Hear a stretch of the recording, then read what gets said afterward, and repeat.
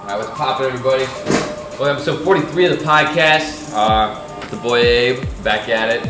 This episode is going to be about trauma and healing, kind of recuperating after hard events in your life, right? Yeah, because they're going to happen. Oh, inevitable. They're going to happen, you know? So I was reading this book, 12 Rules of Life by Jordan Peterson. He talks about how, chaos, hurt, pain, it's just around the corner.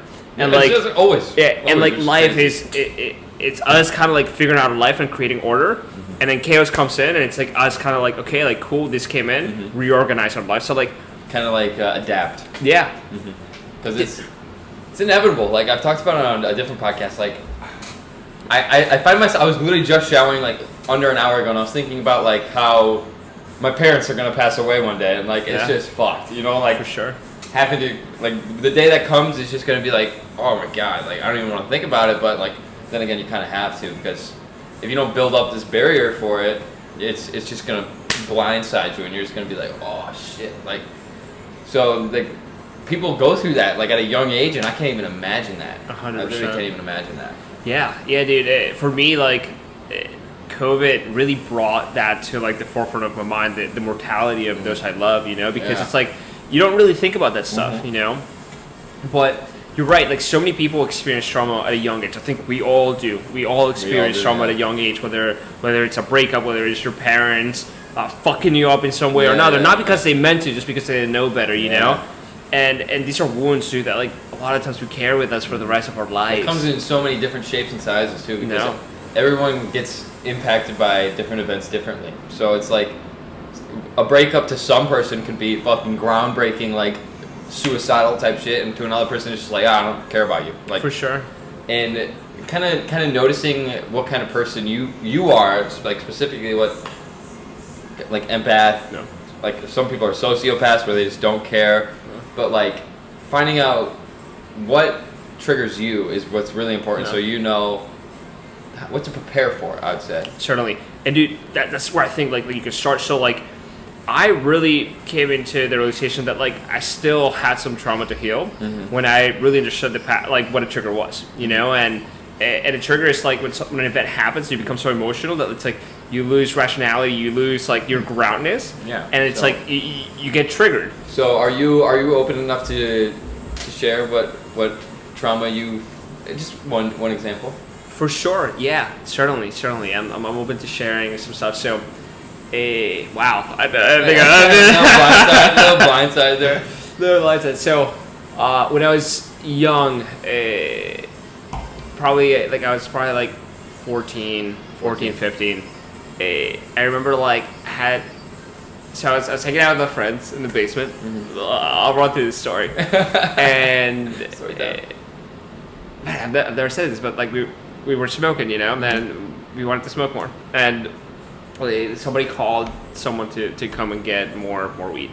So we're in the basement. It's a cloudy basement, and your back's in the basement. Yeah. And the plug gets to the house, and the plug is this girl, and she's beautiful. It's just beautiful. I just see her walk in. Granted, I'm stoned at that point, right? So she's it's a foggy basement. Basement door opens, light comes in, and this beautiful girl comes out. You're I'm dreaming right now. Yeah. And I just looked at her. I was this girl is beautiful. Anyways, long story short, I ended up dating this girl. Really? A couple months later.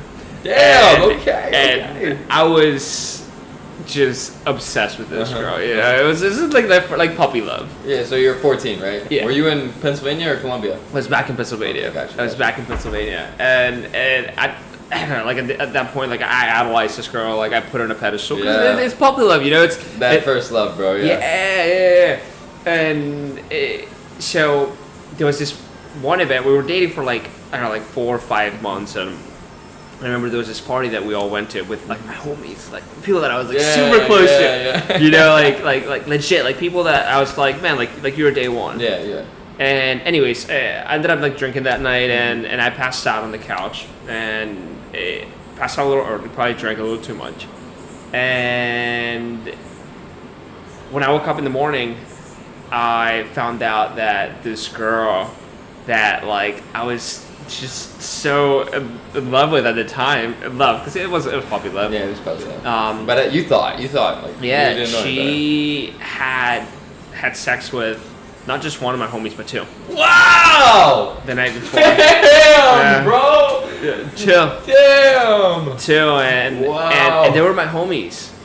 Like day one homies. Day one. How'd you recover from this? So, dude, like it was interesting because like at the time I felt wow. like I definitely felt the hurt and like I cut that out and I felt like okay, like I just went on with life, you know. And later, as I got into more relationships and I got older, I noticed that like I had trust issues. When it's hard not to after that shit. Yeah, like, fuck. Trust issues. Wow.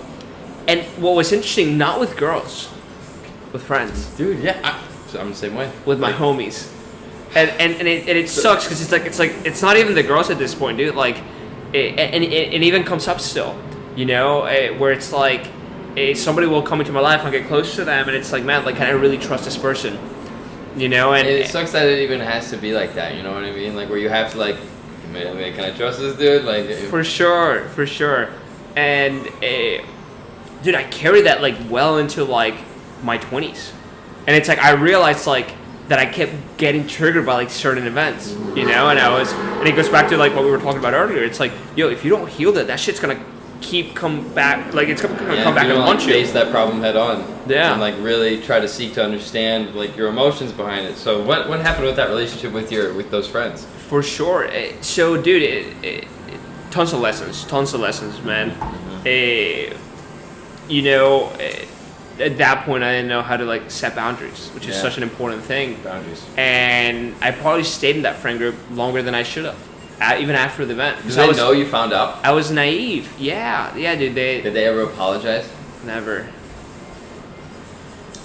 That's what's fucked. Because like same shit's happened to me. Like kind of not to that degree, but like the people that do that shit like don't feel the need to apologize. Which maybe they think that like they just don't want to bring it up, so they're just not gonna say anything because they don't want to bring it to the surface again. Never. But like no. Or even like. Even the girl, I'm sure she apologized like in the like at the time, but it's like I don't know, like it's like there's apologies like in the moment or not. Like you weren't sorry if I wanted to find out. Like dude, they're not like real. I heard this fucking quote. And it was they weren't sorry when you didn't know. 100%. It's just so good. It's just like fuck, like, right? Because it's so like it resonates so deep. You're like, no, damn, like. Dude, there's just like, I mean, what really healed me after I got like cheated on, manipulated, whatever, was just like, I understood that I wasn't entirely innocent either. Nah. Like no one is entirely innocent. You know what I mean? Like, I mean, there are people out there that don't deserve it. For sure. But I didn't deserve it at the time. I was fucking 14. Yeah. I love this girl. Like, quote unquote, love this girl. Dude, I have a similar story. So by my freshman year of high school, it was the first time like I actually had like an intimate relationship with a girl where like I was like when you make that eye contact and you're like, like you're sitting there like, oh shit, like I'm a dog right now. Yeah. And then but she was dating someone who was like my old friend. But like so him and I haven't talked for like 2-3 years at that time, so I'm like, all right, like whatever. So her and I like start talking about math homework and shit, and it just accelerated from there. And she ends up like breaks up with him, comes over to my house, stuff like. My first kiss was this girl. Like first kiss. I didn't have my first kiss till freshman year because I was super picky. How old were you? 14, 15. Yeah, like young as fuck. It's crazy to think about. Wow, but yeah. So like, and then she's telling me she loves me and all this shit, and I'm sitting there, I'm like, yes, like yes. And then she starts texting me. She's like really confused about her feelings, shit. And then like I find out she's hanging out with her ex again, and I'm like heartbroken, bro. Like my mom always told me I was like super sensitive, like overly sensitive, because like I just care so much. And so I went like to the guidance counselor the next day. I'm sitting there, I'm like, I just don't know what to do. Like I was so like I literally had a friend. She said, what do I do here? I literally had a friend come into the guidance counselors with me because I was just so like I had no idea because I was so new to those emotions. I'm like, what the fuck? Like, what is happening? But I eventually got over it. But it was one of those things where like you can't shove your problems away. No. You literally can't shove them away because then they'll just resurface and then it'll hit you like a truck again. So you have to be able to face them head on because that's a race you'll never win if you try to run from them. So for sure, and dude, like stories like yours, stories like mine, dude, like everybody has those stories. Everybody has those stories, and I feel like not a lot of people talk about this. Really you know, like I was actually with a friend before I came here, and we were talking about how like man, like so many relationships are so surface level that you're not talking about this shit that's like really bothering you, and get like the shit that you want to talk about, you know? Wow. And it's like, even though you're like moving social and you have friends, it's like you don't feel like you're connecting. Yeah, where you can open up to them. For sure. Yeah. And I think that's a nice transition into like talking about community and how you can heal through community, you know, because being able to have someone that you trust that you can actually even open if it's up just one to. person. Even if it's just one person, bro. And like you may not have one right now, but like just someone around you, man, just like slowly starts to just like open up to them and then see how they react to you opening up. And then by you being vulnerable, people will be vulnerable with you. Like that's the whole reason like why I started being vulnerable on TikTok, because like if I show them these people that I'm not perfect, they will like resonate with that. For sure, because not many people do that. Yeah, and no one's fucking perfect. And yet so many people try to portray this like Instagram perfect lifestyle. Which is fucked up, bro. No. And I think that's like one of the reasons why like TikTok really blew up. It's because like it's a fun platform. Like you're not posting like highlight reels. Yeah. You know, it's like for example like the post that you put out yesterday, how like dude, like you just moved here and it's like you felt the blues, like you're missing your family, you're missing your friends. It's like real shit, you know? Real shit. And it's like I think it's more important that we start sharing this story, sharing the fact that we all experience trauma, so other people can realize, oh fuck, like I'm not the only one that's feeling these emotions, the only one that went through this, and it's like, oh, like other people are having the same human experience, you know, which is like sometimes like it can feel very isolated when you keep that trauma to yourself and other people are not actually showing up authentically. That kind of just takes me to like some very like spiritual thoughts that I have all the time of like each human is put on earth to experience emotions, you know, and I feel like this is far-fetched. People are probably going to listen to this and be like, what the fuck? But like I feel like you get reincarnated until you realize that you're just a spirit that's put in this human avatar, until you realize that you're just a soul in a human body temporarily, and you're going to experience everything that life has to offer. No. Like every type of emotion, every type of experience, every type of you name it, you're gonna experience it at some point. No matter how far you try to no matter how much you seek comfort, you're gonna experience uncomfort. Like you're bound to experience all of these emotions, and like these painful ones are definitely ones that are inevitable. Like, and a lot of people don't realize that they're inevitable. You know, like they're like, why do I deserve this? It's not necessarily that you deserve it. It's just bound to happen at some point. It's part of life. It's part of life, and the best thing that you can do when you are experiencing trauma, when you're being triggered, it's actually allowing yourself to have that experience and not resisting it, because the very act of resisting it doesn't allow that emotion to pass over. Because you're not okay with the fact that that emotion is there, and that not okayness keeps the fucking emotion there. And observing the emotion. Observing, like 100%. Being mindful of the emotion, being like, wow, this is a very interesting emotion that I don't feel often. Like when I get sad as shit, it's hard to remind yourself that though, because you're just sad as shit, you know? You're just like, oh fuck. Like, this is different. Yeah. But then I take a step back, I'm like, I don't experience this often. And then I posted a video today, and I came up with this on the fly, and I was like, damn, right. After I posted it, I was like, that was so open fire. It was, fuck, of course, now I can't remember. It was something like, what are good days without bad days? Something like, like don't let the bad days have any more meaning than the good ones, you know, or don't let the good days have less meaning than the bad ones do. Because each day is temporary. Every single day is temporary. They're all going to bring you different experiences, emotions, and each day when you hit the pillow at the end of the night, it's basically just reset, restart, and then you wake up and it's just a brand new fucking day where you're going to experience all new emotions, and yesterday is no longer important. For sure. And I think what people understand, it's like, that's life. It's like if you went to an amusement park and you only like took a ride and like half the ride. That's like only wanting to experience the highs in life. It's like, yo, like there was a bunch of different rides that you didn't just don't get even on. want to experience them. Like, Yeah, it's like no, it's like yo, like be curious about those emotions, and it's like the poets say, it's like you have to let those emotions like really pierce deep, and you really have to feel and sit with them, and know what sadness is, and know what loneliness is. I like how you said that's life, because you can really, if you want to just dumb it the fuck down, like life is literally, you wake up, you experience new emotions, you experience new experiences, and each day it's like just slightly different, you know, or vastly different, but it's new or it's not, and then you hit the pillow and you restart. And then that is life. Your whole life is just experiencing these emotions, trauma, happiness, and that's literally what it is. And it's just not letting the bad days have too much magnitude, you know? Because like the best things come unexpectedly, you know? Like tonight could be the best night of our lives, and we just don't know it yet. 100%. Tomorrow could be the best day of our lives, and we just don't know it yet.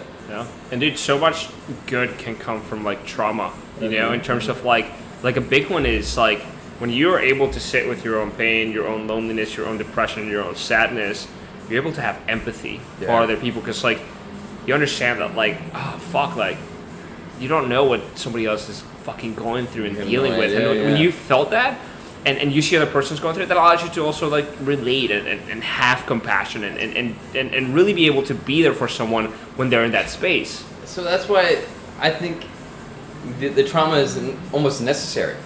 No. Like, because now you can, like you said, be empathetic for the people that are going through it. Mm-hmm. And like, you can relate. And when you see people that you care about going through things that you went through, you're there. Like, hey, I went through this, you're going to be fine. For sure. And it's just, it's crazy, bro. Yeah. It's really crazy. And I just hope that people don't let trauma stick around too often, because like I've talked to people who have been like molested, raped, like all that horrible shit. Like I don't even like the word just because it has such a negative connotation. No, it's a heavy word. Exactly, a very heavy word. And I can't imagine like the baggage that how heavy that baggage is. But the people I've talked to, it happened like 10 years ago, you know what I mean? Like, and they're still holding it with them because it's just so traumatic. But it has no, like, obviously it molded you into the person you are today, and it changed you for almost the better, right? Yeah. Unless you just get incredibly hostile from that experience, but it has no relevance to the present, right? Like, there's so many traumatic experiences that people have gone through that they just hold on to the rest of their life, but like, what good is it gonna do? You know, like, life is meant to be enjoyed, life is meant to be fun. Sure. That's what I've always tried to express out of everything I ever preach, is life is meant to be fun. No. Like, we're on this floating fucking rock in the middle of space. Who knows what we're really here for? Who really knows? So like, don't take it so seriously. No. Like, enjoy your time here. Like, just go have some fucking fun. It's a hell of a lesson. I think people that have experienced like really traumatic experiences, first of all, it's I'll be honest with you, like, I am fortunate to not have experienced something that's like truly traumatic. Like, I shared what I shared at the beginning of this podcast, of this conversation, but it's like look, that compared to like you said, like, being molested, being raped, having like a really close parent or relative pass away. Fortunately, like, I'm fortunate that I haven't dealt with that trauma. And kind of where I was going with that, it's like there's this amazing book that I read, and Joe Dispenza actually talks about this too. It's called Psycho-Cybernetics, and he talks about how a lot of times, like, we make these things part of a personality. So something happens, right? For example, like me, like I had this event with this girl happen, and now I think I'm the type of person that doesn't trust people, and I make that part of my identity. I make it part of my reality. You're the kind of person that gets cheated on. You're not worthy of love. You start labeling yourself after these emotions. Yeah, and then you start attracting them. You literally do, because you're manifesting it. Yeah. You're manifesting it. You're like, oh, I just get cheated on. No one really thinks like. So, what I think about this often. So the girl I was dating, I would think about her like fucking me over so often, even though she said she never would, and she probably wouldn't if I didn't fucking think about it so often, like, and bring it up to her. I literally like manifested it happening because I felt it with so much emotion. Like, I felt the emotion of her doing it so many times, and when you think about something with an elevated emotion, it like For sure. You're literally manifesting Yeah. it. So I thought about it so often with such deep emotion. I literally think it's my fault. Okay. Yeah, which is crazy to think about. So like Where do you think that was coming from? Like why? my fear, bro, of it actually happening. Yeah. Why do you feel that you had that fear?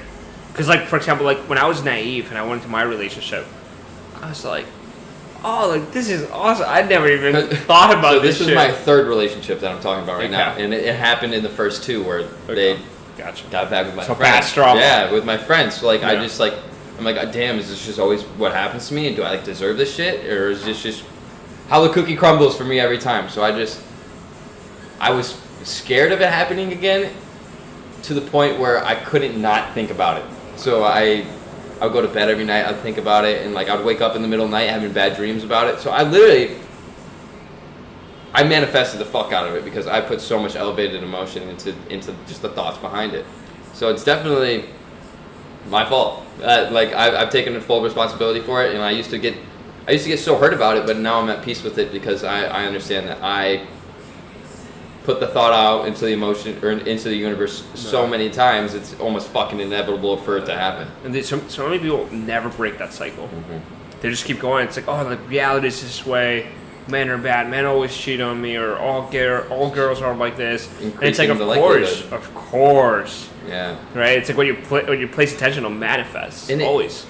It reminds me like of when people doubt themselves. Like as soon as you start doubting yourself, you're increasing the likelihood of that doubt becoming prominent, like in your life. Yeah. So it's one thing is never doubt yourself, and just always assume everyone has the best intentions, because when you assume they have the worst intentions, you're gonna manifest it. For sure. Yeah. There's this great book by Michael Singer. It's called The Untethered Soul. And the main thesis behind this book is like, look, like shit's gonna happen, and it's so easy to close your heart whenever shit happens, you know? And it's like when you close your heart, you stop the flow of energy between you and the world, you know?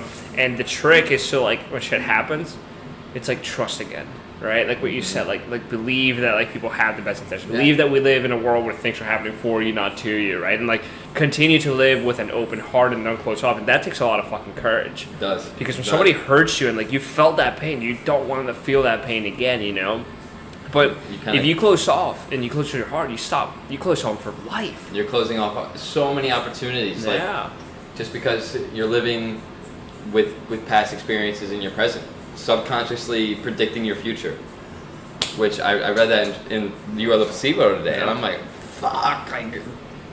Like when you are clinging onto the past, you are subconsciously predicting your future. I'm like, for sure. I'm like, whoa. So like, if you don't get what that means, by you clinging on to all that past trauma or relationship, whatever, anything that you would prefer not to have happened in the past and you're holding on to it, you're predicting your future to do the same because you're manifesting it, doing it. No. Like, yeah, if that makes sense. I try to symbolize it. For sure.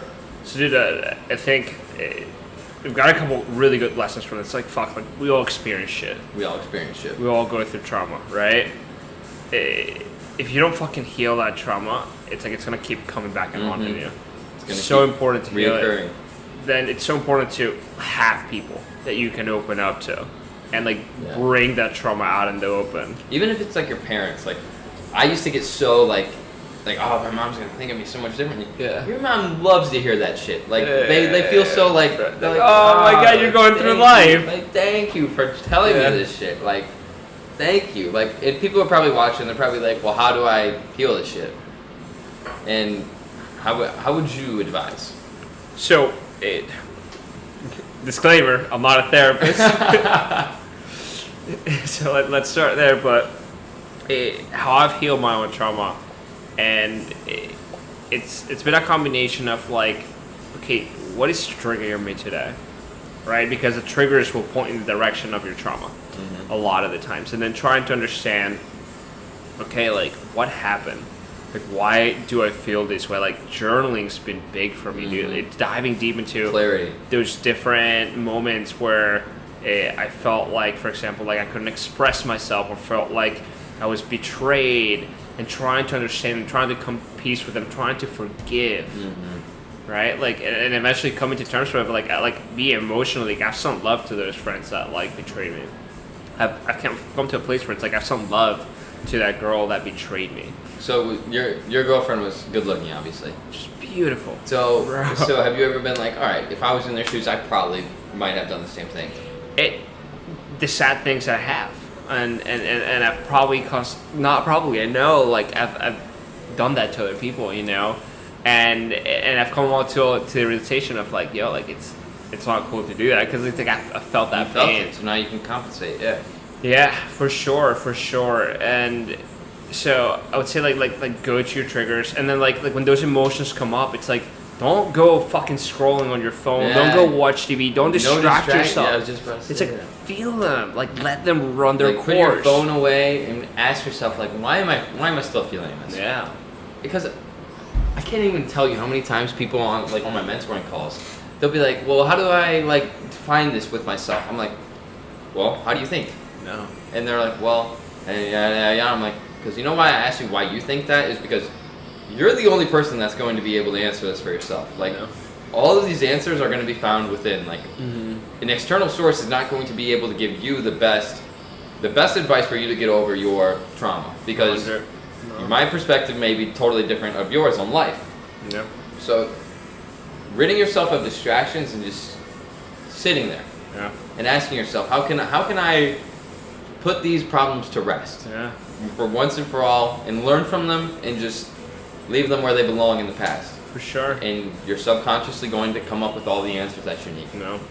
Let that shit come up, and also tune into that version of yourself that you were at in that point in life, whether you were a kid, whether you were, like in my situation, that 14-year-old that got cheated on and betrayed by his friends, and give yourself what you needed in that situation that no one gave you, whether it was love, whether it was reassurance, right? Whether it was like, yo, like you're this shit, like this was never meant to happen to you, like it sucks, but it's like you deserve this, like, you know, it's like give yourself that love, because dude, that's healing. Like that process of like, okay, cool, like I can be there for myself now, like I know that like I have that going forward, you know? Definitely. Alright, I mean, I guess we can end right there. I'm gonna end it right after the sentence. Oh shit. Alright. Oh, that's a good podcast. That was really good. We were in a great flow state right there. Boom. I like that a lot. That was fucking, got it open. That was nice. Tight.